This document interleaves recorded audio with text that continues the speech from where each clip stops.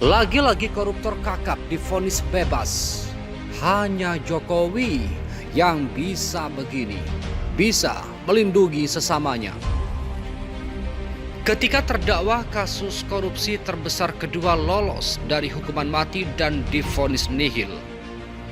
Melansir demokrasi.id, terpidana kasus korupsi pengelolaan dana PT Asuransi Sosial Angkatan Bersenjata Republik Indonesia atau ASABRI Persero, Beni Cokro Saputro, divonis nihil oleh Majelis Hakim Pengadilan Tindak Pidana Korupsi atau Tipikor. Dengan kata lain, Beni Cokro Saputro lolos dari hukuman mati yang merupakan tuntutan Jaksa Penuntut Umum atau JPU. Dalam kasus korupsi tersebut, negara mengalami kerugian hingga 22,7 triliun rupiah.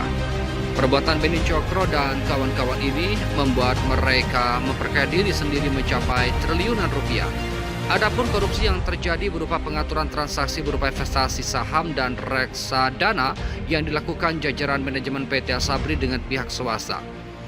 Dengan kerugian negara mencapai 22,7 triliun rupiah, kasus korupsi PT ASABRI ini menjadi kasus korupsi terbesar kedua yang pernah terjadi di Indonesia. Beni Cokro dituntut hukuman mati.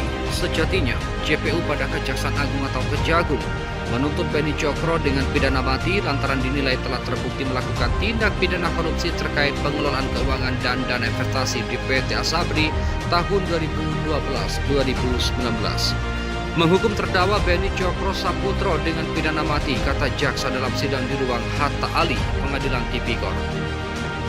Jaksa juga meminta majelis hakim menyatakan Beni Cokro bersalah telah melakukan korupsi bersama-sama dengan terdakwa lain dan melakukan tindak pidana pencucian uang atau TPPU. Hal ini sebagaimana dakwaan ke-1 primer, yakni pasal 2 ayat 1 J, pasal 18 Undang-Undang Nomor 31 Tahun 1999 tentang pemberantasan tindak pidana korupsi J, pasal 55 ayat 1 ke-1 KUHP. Hakim tolak hukum mati Beni Cokro. Namun dalam putusannya, majelis hakim tidak setuju dengan tuntutan jaksa untuk memberikan hukuman mati kepada Beni Cokro karena sejumlah alasan. Majelis hakim tidak sependapat dengan penuntut umum yang menuntut pidana mati, ujar hakim dalam sidang di Pengadilan Tipikor Jakarta.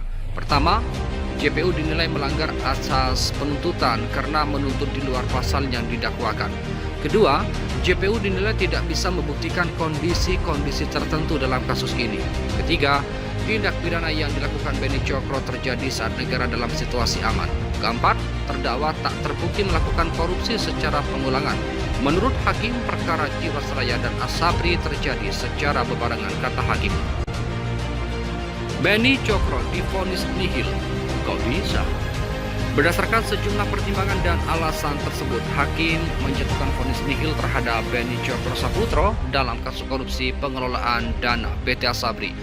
Vonis ini dijatuhkan karena Beni Cokro sudah dihukum penjara seumur hidup di kasus PT Asuransi Jiwasraya Persero.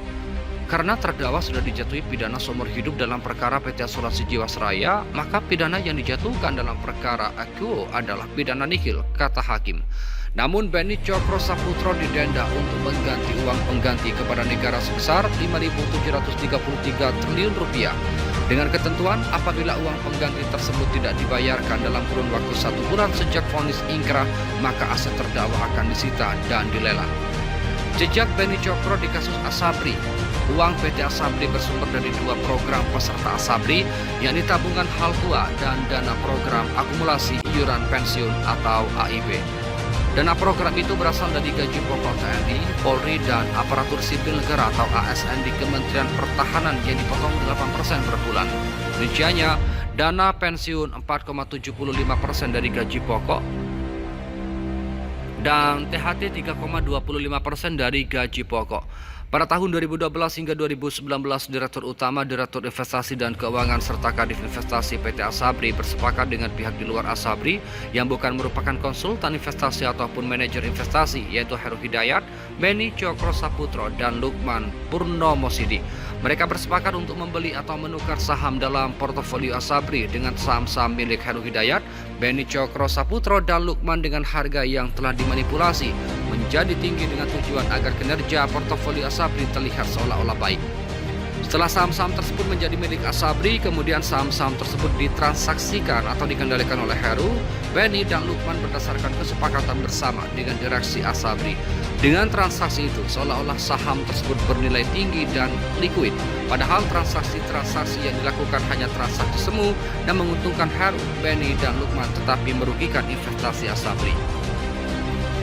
Sebab Asabri menjual saham-saham dalam portofolionya dengan harga di bawah harga perolehan saham-saham tersebut. Untuk menghindari kerugian investasi Asabri, maka saham-saham yang telah dijual di bawah harga perolehan dibeli kembali dengan nomine Heru, Benny, dan Lukman.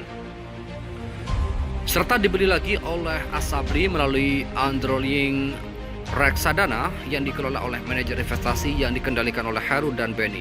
Seluruh kegiatan investasi Asabri pada 2012 sampai 2019 tidak dikendalikan oleh Asabri, tetapi seluruhnya dikendalikan oleh Heru, Benny, dan Lukman.